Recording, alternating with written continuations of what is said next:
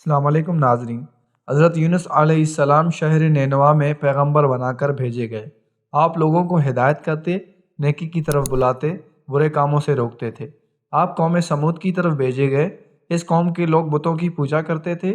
جب آپ لوگوں کو حق کی طرف بلاتے اور خدا واحد پر ایمان لانے کی تلقین کرتے، لیکن لوگ آپ کی تعلیمات کا انکار کرتے اور حضرت یونس علیہ السلام سے کہتے کہ ہم تیرے خدا کو نہیں مانتے، اس پر آپ فرماتے کہ خدا کے عذاب سے ڈرو جو بہت سخت عذاب ہے۔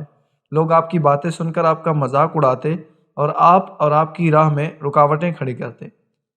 آپ نے قوم سمود کو راہ راست پر لانے کی بہت کوششیں کی، لیکن بھٹکی ہوئی قوم پر آپ کی نصیحت کا کوئی اثر نہ ہوا، تو آپ کو یقین ہو گیا کہ یہ لوگ خدا پر ایمان نہیں لائیں گے۔ آپ مایوس ہو گئے۔ مایوسی کی حالت میں آپ نے قوم سمود کی تباہی و بربادی کے لیے بد دعا کی اور اس سرزمین سے نکل پڑے۔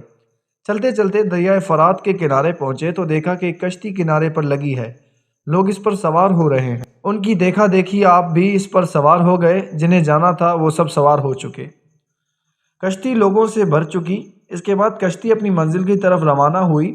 سمندر پر سکون تھا، آسمان بھی صاف تھا، مسافر اطمینان سے بیٹھے ہوئے تھے۔ جب کشتی بیچ سمندر میں پہنچی تو دیکھا کہ آسمان پر سیاہ بادل اٹھ رہے ہیں، پھر ہوائیں چلنے لگی۔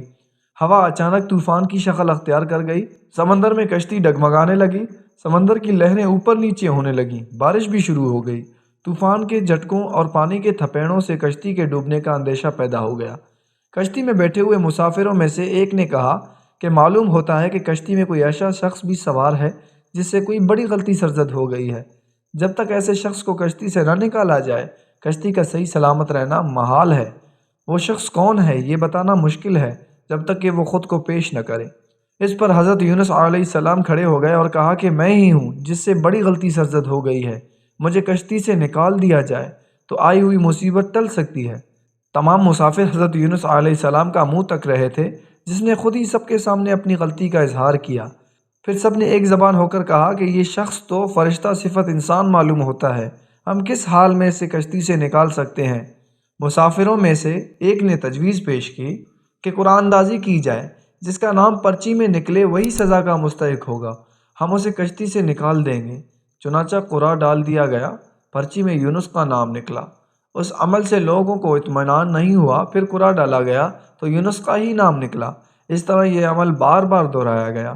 ہر بار یہی ہوا۔ حضرت یونس علیہ السلام نے کہا کہ میں اپنے رب کا نافرمان ہوں، خدا کا حکم بھی یہی ہے، مجھے دریا میں ڈال دو، تمام مسافروں کی جان بچ جائے گی۔ حضرت یونس علیہ السلام نے کشتی کے مسافروں سے اور ملاح سے بار بار کہا کہ وہ کشتی سے چھلانگ لگانے کے لیے تیار ہیں، اس لیے کہ میں نے اللہ کے حکم کا انتظار نہیں کیا۔ آخر کار کشتی کے مسافروں میں ملاح نے مان لیا اور حضرت یونس علیہ السلام کو دریا میں پھینک دیا۔ دریا میں ایک مچھلی حضرت یونس علیہ السلام کی طرف بڑھی اور نگل گئی۔ اللہ نے مچھلی سے کہا کہ یہ تیری خوراک نہیں ہے، یہ تیرے پیٹ میں امانت ہے جسے واپس کرنا ہے۔ چنانچہ آپ علیہ السلام مچھلی کے پیٹ میں اندھیرے میں رہے، اللہ کا ذکر کرتے رہے اور معافی طلب کرتے رہے۔ آپ پکارتے رہے، اے اللہ، تیرے سوا کوئی عبادت کے لائق نہیں، تو پاک ہے، بلا شبہ میں نے اپنی ہی نفس پر ظلم کیا، میں ظالموں میں سے ہوں۔ اللہ نے آپ کی پکار سن لی۔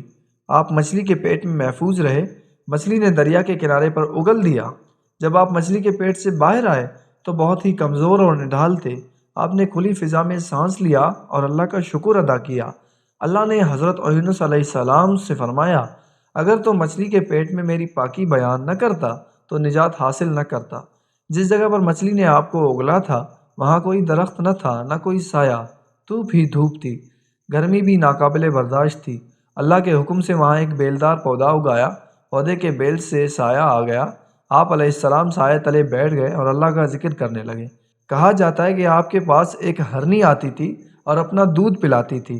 اللہ تعالیٰ فرماتے ہیں، ہم نے بغیر گھاس کے زمین پر ڈال دیا اور وہ بیمار تھا، اور ہم نے بیلدار درخت اگایا اور ہم نے اس کو 1,00,000 آدمی کی طرف بھیجا، بلکہ اس سے بھی زیادہ، پھر وہ لوگ ان پر ایمان لائے۔